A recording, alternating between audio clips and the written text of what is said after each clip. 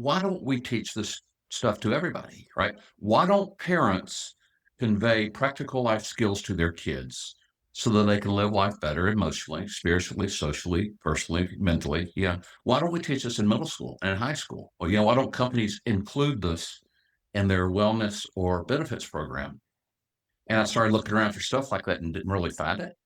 So, by the way, I was in that business world for 38 years. I was with IBM for 38 years, and so I'm still working full time, right? And so that led me to start writing a book, and I got so fascinated by how do we capture and distill the world's wisdom out there, meaning wisdom that comes from the Bible, recovery, Right. wellness, psychology, neuroscience, personal development, and how do we make it very easy to understand and to put into practice?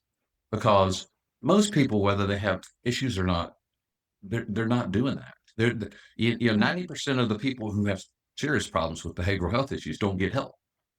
And you take that the rest of the world, right? I mean, the normal person out there in the world, right? They don't know what they don't know. They're just running through life and they're focusing on, do I making enough money? Do people think I'm doing a good job, my work? So therefore, do they see me that way? And do I have any major problems in my family? And if Right. the answer to those three things are okay, they think they're all good. And they don't know it, but as Thoreau would say, right? They're living a life of quiet desperation, right? They have anxiety. They don't have a sense of purpose. They have few deep relationships, certainly for men, right? And they aren't vulnerable or open with anyone. They're not very self-aware. Yeah. They have issues that they don't even label them as such. It could be control or perfectionism or anger or codependency or people pleasing. And that's what they think their life is.